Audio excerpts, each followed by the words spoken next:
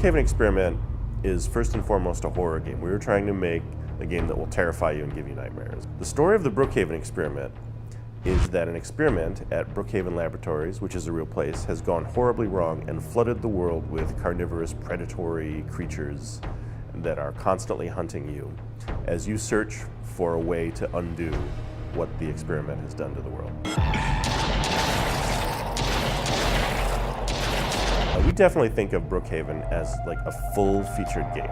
It's going to have two main modes. It's going to have a campaign mode that takes you on a journey, fighting all these different enemies in all kinds of different locations, acquiring new weapons, upgrading your stuff. On top of that, we have another mode, which is an endlessly escalating survival mode, where we have several maps where you can test your prowess by seeing how far you can get before the enemies finally wear you down.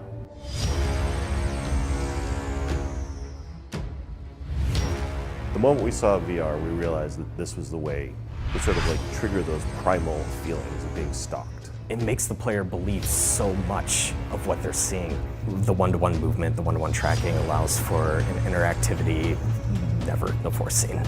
VR gives you that feeling of presence, of like that you could reach out and touch them. And if you can reach out and touch them, they can reach out and touch you.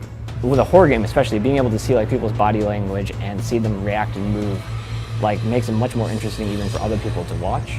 The ideal way to experience a game like Brookhaven is to make sure that the player has to pay attention to every direction at all times. And that's really not possible on any platform right now, except for the Vive. The Vive is the one where you always have to be checking your back, and there's always something sneaking up behind you. It's scary. It's very, very scary. One of the keys to any successful horror gaming experience, I think, is limitations you put on the player. We do want to limit attachments, we do want to limit ammunition, and that is the main factor of the stress. You're always going to be managing your resources. You're always going to be trying to switch to the right weapon, but make sure you do it at the right time, because if you do it too late, something's already eating your face. And so there's this progression of people, overcoming their fear of that creature, be like, okay, I'm not going to shoot immediately. I'm going to let it get a little closer. I'm going to like line up my shot and save my ammo. And as you get better at the game, then it starts progressing into how long can I survive, how can I better manage my equipment, and start buying new items, new equipment, new strategies to keep you coming back. I believe our game's the scariest is because we have the monsters. We have the feel, we have the anticipation, we have the lead up into something scary that's going to happen to you. A little bit longer, you got this.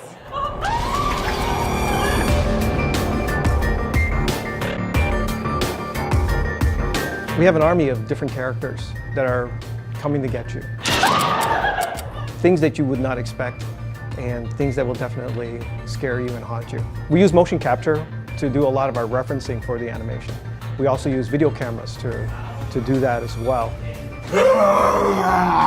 Because VR has a lot of sense of presence, there's a lot more factors to scale and how the monster looks than, say, in 2D presentation. For example, having something that's taller than you in a game on a normal monitor isn't necessarily that big of a deal. But when we come to monsters that are taller or faster or move differently, you definitely pick that up. And that can make things way more intimidating or kind of change your perception of that creature.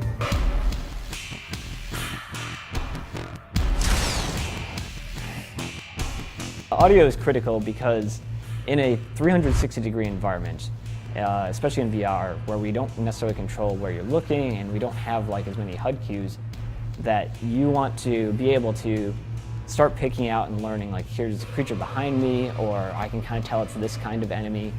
And especially when you're in the dark and you're trying to find them, it gives you another point of reference.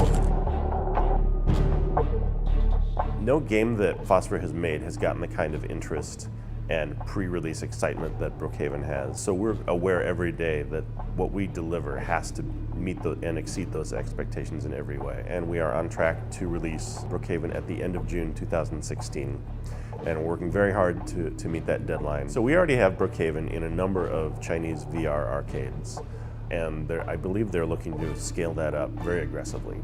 I would love the response to be, oh my God. I want them to sigh, a really big sigh of relief. It's a roller coaster ride and you're just like, phew, that was intense. I actually get nightmares. And I'm the one who created the game. We want people to come back and say, this is an amazing game. I loved it. It scared the hell out of me.